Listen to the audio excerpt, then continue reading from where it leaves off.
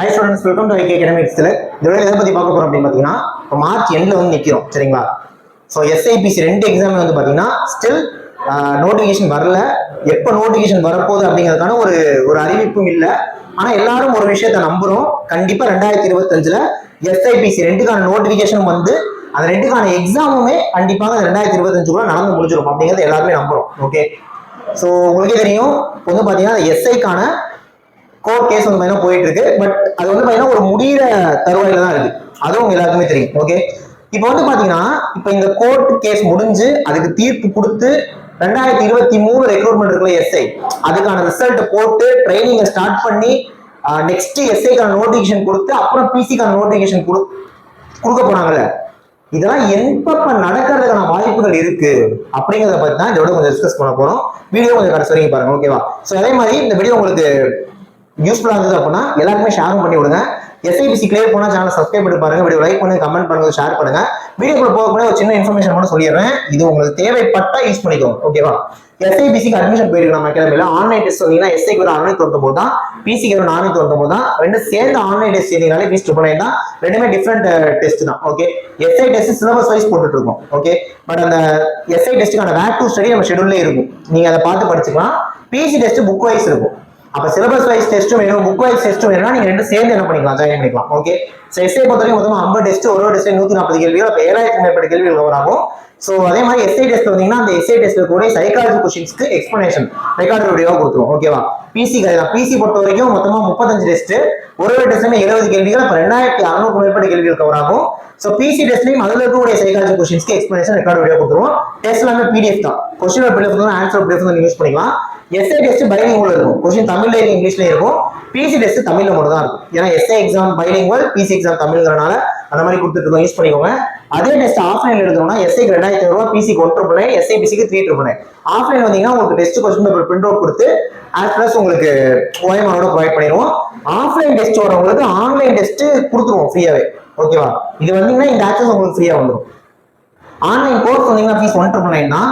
இந்த கோர்ஸ்ல இந்த test batch ஃப்ரீயா வந்துடும், இந்த பிடிஎஃப் மெட்டீரியலும் ஃப்ரீயா வந்துடும், ஓகேவா? இதுவும் இந்த கோர்ஸ்ல கொடுத்துருவோம். இது இல்லாம உங்களுக்கு ஃபுல் சிலபஸ் வந்து பாத்தீங்கன்னா ரெக்கார்டர் வீடியோஸ் தான் எடுத்து கொடுத்துருவோம். ஆன்லைன் கோர்ஸ் பொறுத்தவரைக்கும் எஸ்ஐபிசி ஒரே கோர்ஸ் தான், கம்பைன்டு கோர்ஸ் தான், ஓகேவா? மெட்டீரியல் பொறுத்தவரைக்கும் நம்ம ஜிஎஸ்க்கு கொடுக்குறோம். அந்த பிடிஎஃப் மெட்டீரியல் இந்த கோர்ஸ்ல வரவங்களுக்கு ஃப்ரீயாவே வந்துடும். இல்ல எனக்கு அது தனியா வேணும்னா ஃபீஸ் 699. பிடிஎஃப் மெட்டீரியல் ஜிஎஸ்க்கு கொடுக்குறோம். அந்த மெட்டீரியல் தமிழ்ல இருக்கு, இங்கிலீஷ்ல இருக்கு, நீங்க எதுவும் வாங்கிக்கலாம்.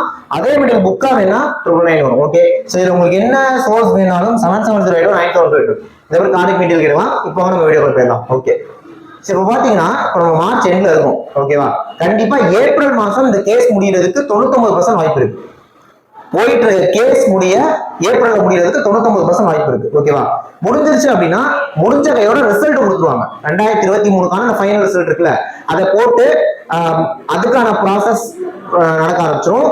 இதெல்லாம் ஏப்ரல் நடக்க வாய்ப்பு இருக்கு. சரி, ஓகே சார், கோர்ட்ல கேஸ் முடியுது, முடிஞ்ச உடனே போஸ்டிங் அந்த ட்ரைனிங் ஆரம்பிச்சிடும் 2023 எஸ்ஐக்கு. உடனே நியூ நோட்டிஃபிகேஷன் உடனே ஒரு மாசம் அப்படின்னா அதுக்கான வாய்ப்பு ரொம்ப ரொம்ப குறைவு தான், ஓகேவா? ஸோ அப்படி பார்க்கும்போது மோஸ்ட் ப்ராபபிளா நிறைய வாய்ப்பு மே மாசம் நோட்டிஃபிகேஷன் வர்றதுக்கு தான் நிறைய வாய்ப்புகள் இருக்கு, சரிங்களா? உங்களுக்கு தெரியும், கடைசியா 2023 எஸ்ஐ நோட்டிஃபிகேஷன் வந்துச்சு.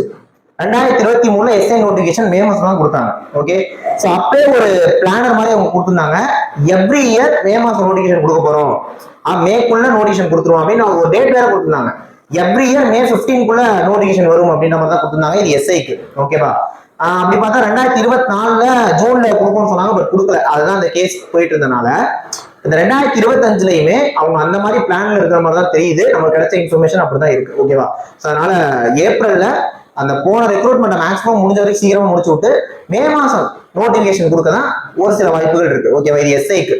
எஸ்ஐ நோட்டிஃபிகேஷன் மே மாசம் வந்துச்சுன்னா பிசிக்கான நோட்டிஃபிகேஷன் ஜூன் மாசம் வர்றதுக்கான வாய்ப்புகள் இருக்கு. ஓகே, அப்ப எப்படி பார்த்தாலும் மேக்ஸிமம் ஜூனுக்குள்ள எஸ்ஐபிசி 2க்கான நோட்டிஃபிகேஷனே வந்துடும். வந்துருச்சு அப்படின்னா எஸ்ஐக்கான எக்ஸாம் ஜூலை அல்லது ஆகஸ்ட்ல எதிர்பார்க்கிறோம், பிசிக்கான எக்ஸாம் ஆகஸ்ட் அல்லது செப்டம்பர்ல எதிர்பார்க்கிறோம். அப்ப ஜூனுக்குள்ள 2க்கான நோட்டிஃபிகேஷன் வந்துடும், செப்டம்பருக்குள்ள 2க்கான எக்ஸாமுமே நடந்து முடிக்கிற வாய்ப்புகள் இருக்கு. எக்ஸாம் முடிச்சு ஒரு மாசத்துல அந்தந்த எக்ஸாமுக்கான ரிட்டன் எக்ஸாமான ரிசல்ட் கொடுத்துருவாங்க. பிசிக்கல் போறதுக்கான ரிசல்ட் அது ஒரு 1 மந்த் வந்துடும்.